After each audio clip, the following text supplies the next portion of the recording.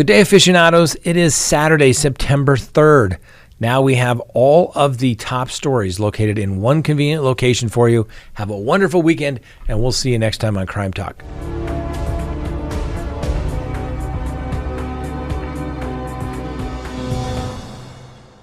Open the record, please. First, let's talk Lori Vallow. Now, last week was a little crazy for me, okay?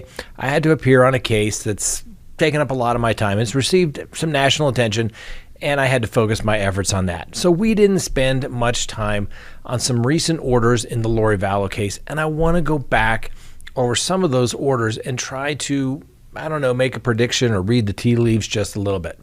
Now, first, the court set a hearing for August 31st, 2022 at 9 a.m., so just a couple of days away. What is that hearing, you may ask? Well, we don't exactly know, but apparently it's based on an order from August 24th of 2022. Apparently the parties requested some sort of ad hoc hearing, which kind of just fancy word for as needed hearing, and the status conference, and following a hearing on August 16th of 2022 regarding an on-the-record conversation with all parties being present, including the defendant. And apparently there was a discussion regarding the defendant's, Lori Vallow's, mental health pursuant to Idaho Code Section 18-210. Now, the court said that based upon the previous order entered on September 14th of 2021, and after due consideration of the factors set forth in accordance with Idaho Court Administrative Rule 32, finds that the discussion or the dissemination of the information is already sealed, the court finds that there was a compelling interest at stake to preserve a fair trial, and that no reasonable alternative exists to protecting the fundamental rights except to hear the hearing closed.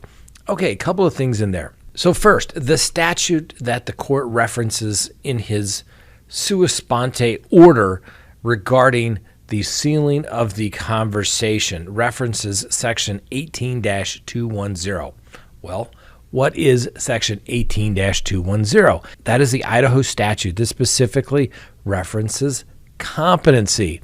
And it provides, and I will read it to you verbatim, no person who, as a result of mental disease or defect, lacks capacity to understand the proceedings against him or to assist in his own defense shall be tried, convicted, sentenced, or punished for the commission of an offense so long as such incapacity endures. Now, why do I bring that up? Well, first, the court would not inquire about Lori Vallow's mental health on their own, all right? And obviously, we weren't there, and the record is sealed, but based upon my experience, that is something that the defense raises with the court. So, it would not surprise me. The reason for the hearing is for the defense to either supplement via a motion or a brief, or to allow the defense time to file this motion.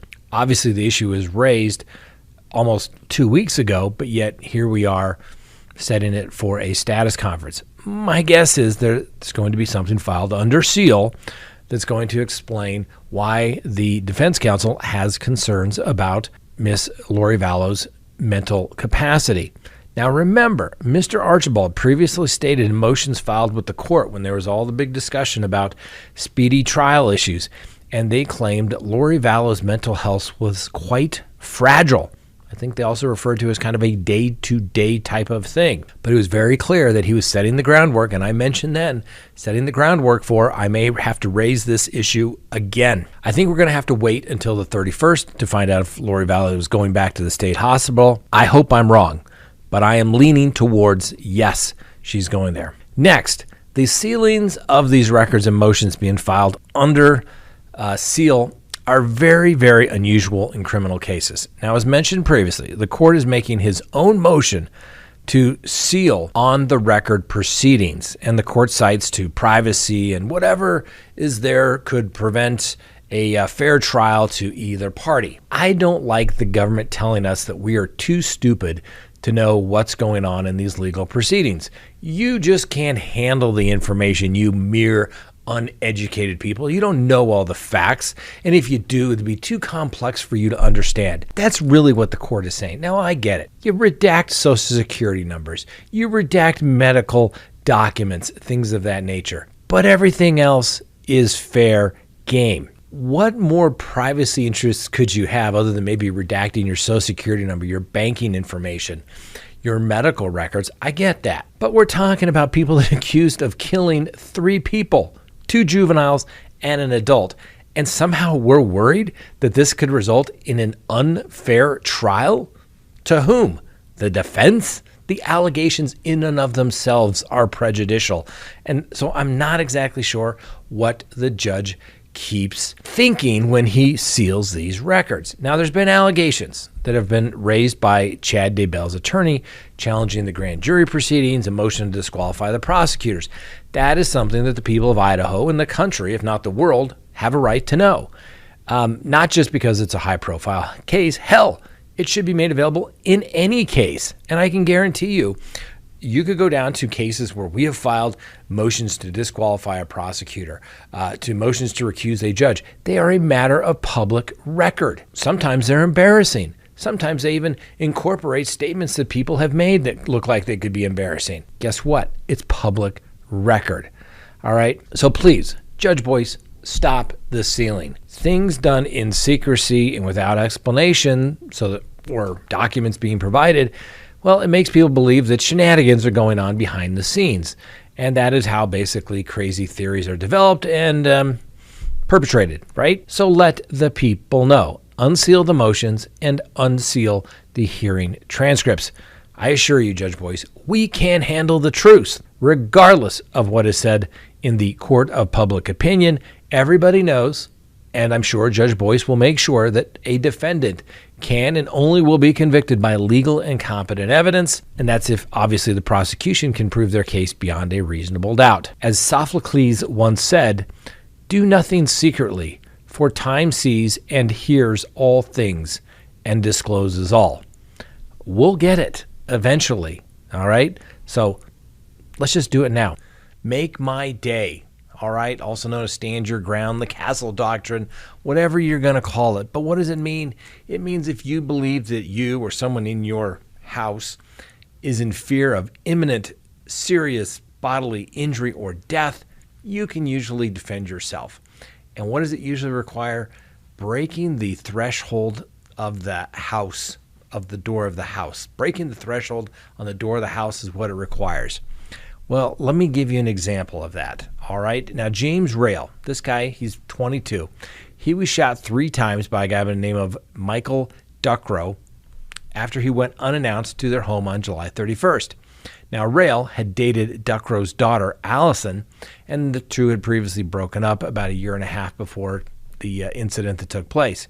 Anyway, so Rail leaves his ex-girlfriend a voicemail the night before the shooting saying that he wanted to see how she was doing. Well, the Ring camera footage caught the moment that Duckrow fired through the front door on his property and killed Mr. Rail, who was unarmed. But it doesn't matter under the law. Anyway, you can see here, Rail can be seen trying to push his way into the property as Duckrow even warns him, "James, no, get off my porch." And then he says, "I have a gun," before shooting. Mr. Rail then staggers away from the door before collapsing on the property's driveway with his feet visible there on the camera. Now, neighbors are also seen running after hearing gunshots, but they left Mr. Rail dying on the floor for at least 7 minutes before law enforcement arrived. We've talked about this before. What duty do you have to aid?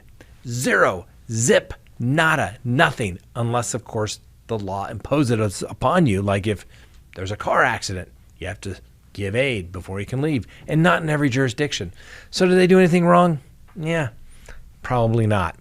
Anyway, first responders arrived, pronounced Mr. Rail deceased, dead at the scene, with an autopsy ruling that he sustained 2 gunshots to the shoulder and a fatal wound that went into his back, probably the spine. Anyway, in his final voicemail to his ex, Rail says, "Hi, Allie, it's James. I just wanted to reach out to you because I just wanted to see you, how you're doing, and maybe hear from you, if that would be all right, I guess. It's been a while since I've talked to you, and I don't know how I feel. I don't know what I feel." Duckrow reportedly replied to him saying, "What's up?" after receiving the voicemail, despite claims by the family that it was scary. Now, people also claim that Allison, the daughter, had previously worked as a dispatcher with the sheriff's department. Like that should make any difference. Why? Because this matter went to the grand jury, and the grand jury ruled 8-1 that Mr. Duckrow should not be indicted on the felony charge under the Stand Your Ground, aka Make My Day, or Ruin Somebody Else's Day, because that's the law there in Ohio. As I said, the legislation called the Castle Doctrine, which goes back to the Magna Carta days, allows homeowners to use lethal force when they feel threatened. And now on the 911 call, Allison Duckrow can be heard praising her father, saying, "Dad, there's nothing you could have done. You saved my life." Take a look at the video. It's not too graphic. And, the guy was clearly trying to get into the house. The Castle Doctrine is... doesn't say you have to wait till they actually get in. I'm a firm believer, though. Wait till they cross the plane of the house. Makes it a lot cleaner. I once had a conversation with an attorney where I inherited a client, and my client had made, let's just say he'd made some intimidating comments to this attorney. And the attorney said, "Listen, I'll sum it up to you this way, Scott. If this guy shows up within 100 feet of my house, I will take him out and I will drag him into my house," referencing the Make My Day. Now, we're certainly not condoning anyone do that, okay? Because the truth will come out. They'll catch you. Don't do that. But I'm just saying. Like many Americans, we got a dog during the pandemic. My quarantine dog, Miss Winnie the Bulldog. Now, Miss Winnie has grown accustomed to being around us all the time. When we were leaving the house, Winnie would have extreme anxiety, so we decided to look for natural products to help with her anxiety. We looked for the highest quality CBD treats, and we were not satisfied, and neither was Winnie. So we created a high-quality CBD product that absorbs faster and provides the required results faster. Baked in Colorado, CBD treats and beverage enhancers are made with nanotechnology. The nanotechnology makes the CBD extraction more pure, also allows for Baked in Colorado products to work faster. Baked in Colorado products can help reduce your pet's anxiety, ease joint pain, and help with your dog's skin problems. Go to our online store and see what Baked in Colorado product is best for your dog. When you order at bakedincolorado.com, enter code WINNIE and receive 15% off your first order. We have a 30-day money-back guarantee. If your dog does not experience the desired results in 30 days, return the product and we will refund your money. No questions asked. What happened at the hearing regarding Chad Daybell and Lori Vallow this morning?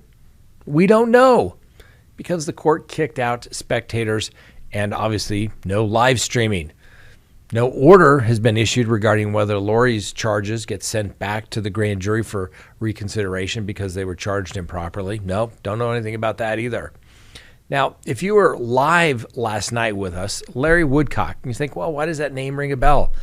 Well, I've met Mr. Woodcock at CrimeCon, and he's actually called in. He's a Patreon member, okay? And he sent a question in last night saying, Scott, is there a hearing Wednesday? Yes, sir, there was. Why is the victim's family member? Remember, the Woodcocks are the ones that inquired about the missing children, JJ and Lori, and they're not even being kept apprised of what is taking place. That's right, the lack of communication, the secrecy that the DA doesn't even bother informing the victim's grandparents. Like I said, the people that basically got this whole investigation going regarding the disappearance of JJ and Tylee. What is going on over there? I don't get it. So, since we don't have anything to talk about regarding what took place in the court today, because it's also secretive and it's so prejudicial that it'll result in an unfair trial, I said, hey, let's go ahead and talk about what the law is. So maybe it'll trickle its way over to Idaho, down there to old Rexburg, Madison, counties. Let's see what they can do. The Sixth Amendment to the United States Constitution provides, in part, that in all criminal prosecutions, the accused shall enjoy the right to a speedy and public trial. Now, like many constitutional rights, however, the right to a public trial is not absolute, and courtrooms may be closed to the public in some situations. Well, the case is called Waller v. Georgia. The Supreme Court set forth the test trial courts should apply to determine whether the courtroom closure is appropriate. Now remember, the Sixth Amendment's right to a public trial manifests the traditional Anglo-American distrust of secret trials. A violation of the right to a public trial is considered structural error and thus not subject to the harmless error review. So what does that mean? That means that the appellate courts, even if nobody raised it at the trial court level, the appellate courts could say, we're raising this issue on our own. It's structural error to the proceedings. Do it all over again. The right to a public trial extends to many aspects of the trial, from voir dire to sentencing. And moreover, the Waller case held that the right to a public trial applies to suppressions hearings as well. Like when you try to kick off the DA, got to be public. The right to a public trial also applies to the states through the 14th Amendment due process guarantee. Overall, the right to a public trial may yield to other rights or interests, but only in rare circumstances, and the balance of the interests must be struck with special care. Now, the Waller case is the leading Supreme Court case on the Sixth Amendment right to a public trial and courtroom closures. In Waller, the defendants were charged with violating Georgia's gambling laws. Much of the prosecution's case in chief revolved around wiretap evidence, and the defendants moved to suppress the evidence. Following the defendant's motion, the prosecution moved to close the suppression hearing to the public. The trial court granted the prosecution's motion, closing the suppression hearing to all persons other than witnesses, court personnel, the parties, and the lawyers. The trial court reasoned that if the hearing were open to the public, insofar as the wiretap evidence related to alleged offenders not then on trial, the evidence would be tainted and could not be used in future prosecutions. The Georgia Supreme Court reviewed the trial court's order and held that the closure comported with the Sixth Amendment. It was okay. The Supreme Court of the United States, however, reversed, holding that the trial court's order was improper because the trial court failed to give proper weight to the Sixth Amendment concerns. The court noted that a courtroom closure must meet a four-part test to properly comply with the Sixth Amendment. First, the party seeking to close the proceedings must advance an overriding interest that is likely to be prejudiced. The closure must be no broader than necessary to protect that interest, and the trial court must consider reasonable alternatives to closing the proceedings, and fourth, it must make findings adequate to support the closure. The Waller test is rather rigorous and straightforward. While no court has explicitly stated the test is in the nature of strict scrutiny, like other government actions reviewed under a strict scrutiny standard, the government must demonstrate a strong interest along with the solution applied that has been narrowly tailored to serve the interest. All right. So when the government passes a law basically saying we're going to go against a constitutional right, it's going to violate a constitutional right, guess what? Strict scrutiny. You got to be so narrowly tailored and so specific as to why it's being done. Court will justify it. Otherwise, it's bad. Do-over. Right? So the Waller test has been also applied not only to complete closures of trial proceedings, but also to partial closures of court proceedings. Back in 2010, the United States Supreme Court revisited the right to a public trial in a case called Presley v. Georgia. In Presley, the trial court closed the courtroom during jury selection, believing that there was not enough room in the courtroom to accommodate spectators. The Georgia Supreme Court held that the closure comported with the Sixth Amendment once again, noting in particular the trial court had no duty to investigate reasonable alternatives to closure. On appeal, however, guess what? The United States Supreme Court held that the closure was improper. The Supreme Court reiterated that the Waller test set forth the appropriate test for evaluating courtroom closures, and the court indicated that the overriding interest asserted must be specific and substantiated, and held that the required findings should also include specific findings of reasonable alternatives to closure, which the court must sua sponte make on their own. The court must consider. They don't have to wait for somebody else to come up with a plan. So a quick explanation of the law of closing courtrooms and not allowing the public in, it makes you wonder, why are the prosecutors, the defense, and the judge going along with this? The defense should be objecting to their client's right to a public trial being put in jeopardy because, well, the rest of the world can't watch and listen to what is taking place. The prosecution should be objecting and certainly not going along with it to preserve the record, and the judge should be saying, we are not going to do anything in private unless, well, we can comply with the Waller test. So, ladies and gentlemen, would have loved to have told you everything that went on in the public hearing today in the Lori Vallow, Chad Daybell matters, but once again, they were closed. And now you've heard the law from the United States Supreme Court. So just keep going along with this, Judge Boyce. And guess what? On appellate review, it's structural error.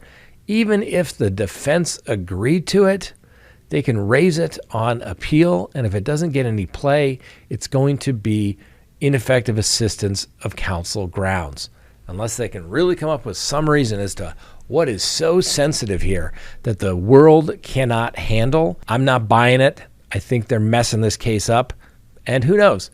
Maybe we'll have Lori Vallow, Chad Daybell 2.0. Next on the docket, little Delphi update. The Indiana State Police reportedly began searching a northern Indiana river this week in connection with the 2017 death of the two Delphi girls. Apparently, a search began in the Wabash River after the Murder Sheet podcasters connected the area with the death of Libby German and Abby Williams. The girls were found murdered on Valentine's Day in 2017 in Delphi after they took a hiking trip on an abandoned bridge. Now, the river is in the area where Keegan Kline lived. Now, Kline, who was arrested last year on child exploitation and child pornography charges, said police told him he was the last person to communicate with one of the girls. He denies any involvement in the murders whatsoever. Well, court documents stated the detectives found photos, chats, and additional evidence that revealed Kline indeed chatted with the girls a short time before their deaths. And according to the reports, Libby had an interaction with Kline on Instagram, but thought she was interacting with a person in a photo Kline posted as himself in an attempt to catfish the young girls into sending nude photographs. Libby was apparently enthralled by the profile. She wanted to meet up with him. She was being potentially catfished by this person who, of course, looked nothing like and was nothing like what he portrayed online. Now, the heavily redacted court document says the state police and the FBI encountered Kline in 2017 while conducting a search warrant in Peru, Indiana, and that is when they discovered the fake Anthony Schatz profile soliciting minor girls online. A subpoena for the IP address led to another address in Peru, Indiana, and a second search warrant was found Kline and his father there. Investigators seized several devices, but Kline contacted them a few days later about the devices that they hadn't seized. When investigators got that device, they found that many files had been deleted and social media apps had been uninstalled. Now, the alleged search is happening as a judge ordered the unsealing of the child porn case against Mr. Kline, and he has not been charged in connection with the Delphi murders. Now, quick recap: on February 13th of 2017, Libby and Abby took a hiking trip to the abandoned Monon High Bridge, M-O-N-O-N, in an outing that was only meant to be a few hours. The girls took photos while strolling across the bridge, but as time passed and their family didn't hear from them, police were called for assistance. Police found the girls' lifeless bodies a short distance from the bridge the following day near a trail close to the bridge. The bodies were found on the property belonging to Ronald Logan. Investigators tracked Logan's activities on the day of the murders and determined that he was not forthcoming. According to the warrant, Logan said he was in Lafayette on the day of the murders visiting an aquarium. He also allegedly asked his cousin to back up his story before the girls' bodies had even been found. Now, based upon investigators' experience, it's reasonable to believe that the creation of an alibi prior to the discovery of a crime indicates culpability or knowledge of the crime, the agents wrote in the affidavit. Now, Ronald Logan was never named a suspect despite the warrant, and he passed away in 2020. The killers were later nicknamed the Snapchat murders after Abby took a photo of Libby at around 2:17 p.m. and put it on social media. Detectives said that after the photo was taken, a man approached the girls and apparently told them to go down the hill. Only a few seconds of the 43 seconds long recordings have not been made public. Now, the warrant indicated that an FBI agent said Logan's voice is not inconsistent with that of the person in the video. Klein's voice, however, has not been ruled out. Judge Boyce, why are you not ruling on Lori Hellis's motions? Now, for those who don't recall, Lori Hellis, she's been a guest on the show. She's a retired attorney.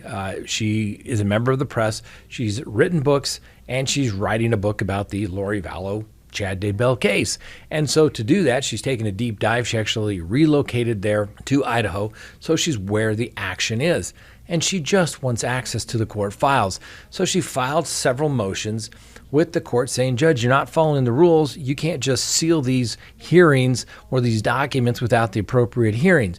And Lori Hellis, said she's trying to intervene, and the judge says there's no interveners under criminal procedure. There isn't. It's a civil term, but guess what? People file all the time, i.e. the press. All you have to do is look at the pleadings in Mar-a-Lago. It was the press. What were they referred to as? Interveners, bottom line.